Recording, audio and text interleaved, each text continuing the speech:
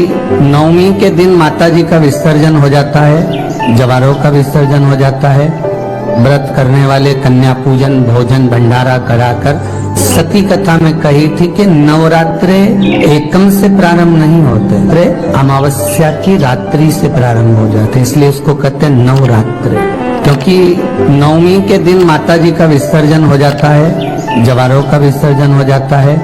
व्रत करने वाले कन्या पूजन भोजन भंडारा कराकर विराम दे देते हैं। तो नवमी की रात्रि उसमें नहीं जुड़ा पाता, उसमें रात्रि अगर जुड़ती है तो ये अमावस्या की रात्रि से जुड़ना प्रारंभ होता है, तब जाकर वो नवरात्रि पूर्ण हो पाती है। अष्टमी के दिन कन्याओं का भोजन कराओ या नवमी के दिन कन्याओं का भोजन कराओ, पर देवी भागवत तो कहती है, देवी भागवत तो वर्णन करती है कि पहले नवरात्रे से लेकर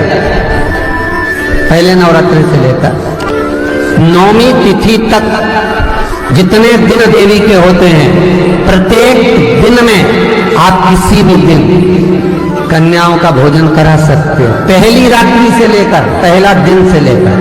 पर 90 दिन तो सवेरे पूजन करके यज्ञ करके अनुष्ठान करके देवी को विसर्जन कर दिया, फिर नवरात्रि पूर्ण कैसे हुई? नवरात्रि की पूर्णता होती है अमावस्या की रात से गिनी जाती है।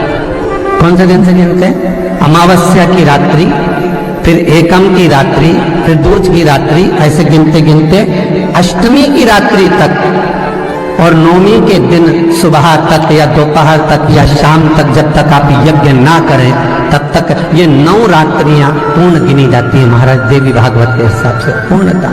अब हमने कन्या भोजन का जो क्रम बनाया, अष्टमी के दिन करा देंगे, नवमी के दिन करा देंगे, इस तिथि को करा देंगे, पर भाव देखिए, शास्त्र कहता है भूखे को भोजन जब कराइए जब उसको भूख लगी हो, और ऐसों को कराइए जिसको जरूरत पड़ रही है। अभी नवरात्रि चल रहा है, दुर्गा सप्तशती का पाठ आप लोग कर रहे होंगे। कौन कौन कर रहा है? जरा हाथ उठाओ। आप लोग कर रहे हैं, बहुत अच्छी बात है। अगर आप नहीं कर रहे होगे तो ब्राह्मण दुर्गा सप्तशती का पाठ कर रहे हो।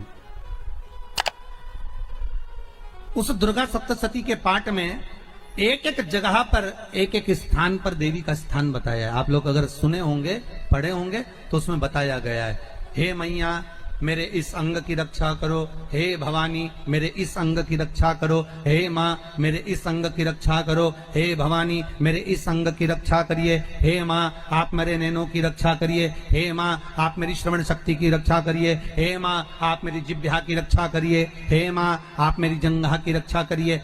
आया कि नहीं आया? जब दुर्गा सप्तशती में एक एक स्थान का महत्व आया है कि इस जगह पर ये देवी का स्मरण करेंगे तो माँ मेरी कल्याण करेगी, माता मेरा उद्धार करेगी, बस उसी भाव में उसी स्थान को।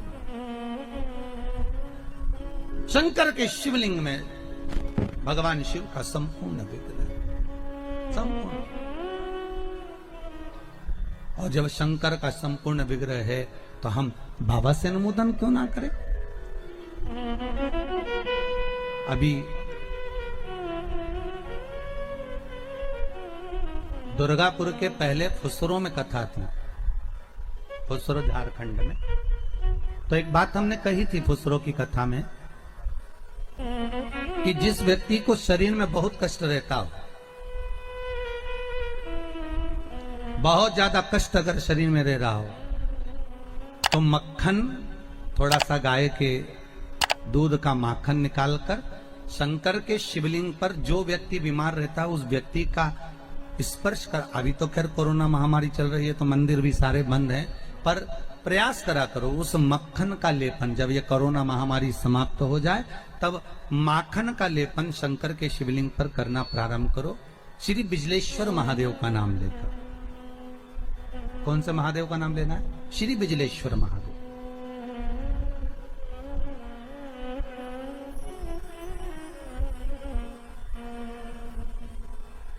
पूरी दुनिया में बिजलेश्वर महादेव एक ही जगह पर विराजमान है, हिमाचल में,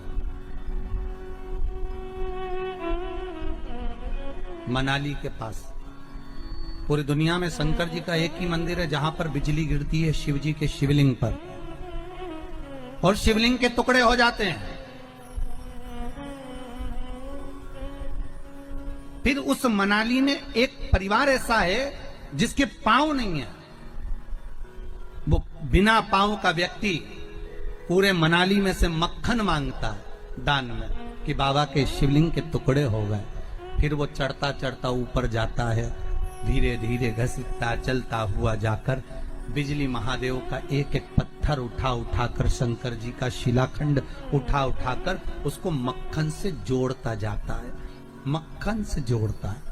उसके बाद में फिर हाथी के पांव से भी तुड़वाओ, सूंड से भी तुड़वाओ तो वो शिवलिंग नहीं टूटता, मात्र मक्खन से चिपक जाता है। वो बिजली महादेव है। शंकर की अष्टमी के दिन कन्याओं का भोजन कराओ या नवमी के दिन कन्याओं का भोजन कराओ। नवमी तिथि तक जितने दिन देवी के होते हैं, प्रत्येक दिन में आप किसी भी दिन कन्याओं का भोजन करा सकते। अष्टमी की रात्रि तक और नवमी के दिन सुबह तक या दोपहर तक या शाम तक, जब तक आप यज्ञ ना करें तब तक ये 9 रात्रियां पूर्ण गिनी जाती हैं महाराज देवी भागवत के हिसाब से। पूर्ण कन्या भोजन का जो क्रम बनाया, अष्टमी के दिन करा देंगे, नवमी के दिन करा देंगे, इस तिथि को करा देंगे, पर भाव देखिए। शास्त्र कहता है भूखे को भोजन जब कराइए जब उसको भूख लगी हो, और ऐसों को कराइए जिसको जरूरत पड़ रही है। और नवरात्रि में भी देवी की आराधना का एक स्मरण का सुख है महाराज। ज्योत का विधान है, नवरात्रि में देवी की ज्योत लगती है, अखंड ज्योति लगती है, जवारे बुआए जाते हैं, कलश लगता है। ज्योत का भी विधान है। जिसके यहाँ दिया अखंड जलाया जाता है, अगर वो दिए की लो, दिए की बाती अगर दक्षिण दिशा की होती है तो उसके घर में साल भर में एक घात जरूर होती है। जो दिया अखंड जलता है उसकी बाती का मुख दक्षिण का नहीं होना चाहिए।